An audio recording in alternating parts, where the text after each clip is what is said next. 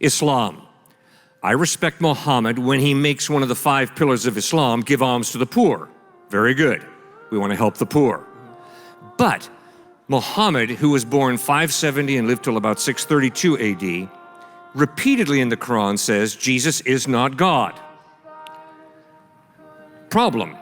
Obviously, Muhammad never met Jesus.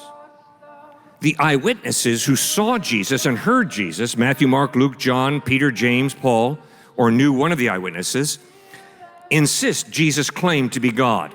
So we have a basic contradiction. Repeatedly, Muhammad says Jesus was a good prophet, but not God. But in the Gospels, Jesus claims to be God by both his words and his actions. So who am I going to trust? A guy who was born 570 years after the fact to be my primary source of information about Jesus?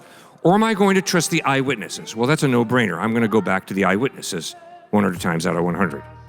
Secondly, in Islam, Muhammad comes with a sword. In Christianity, Jesus comes with a towel. Big difference between pushing a religion through war, threatening annihilation, versus coming with a towel to serve and to love.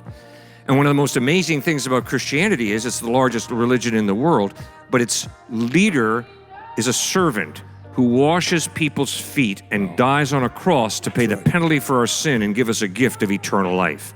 Phenomenal the way God works there.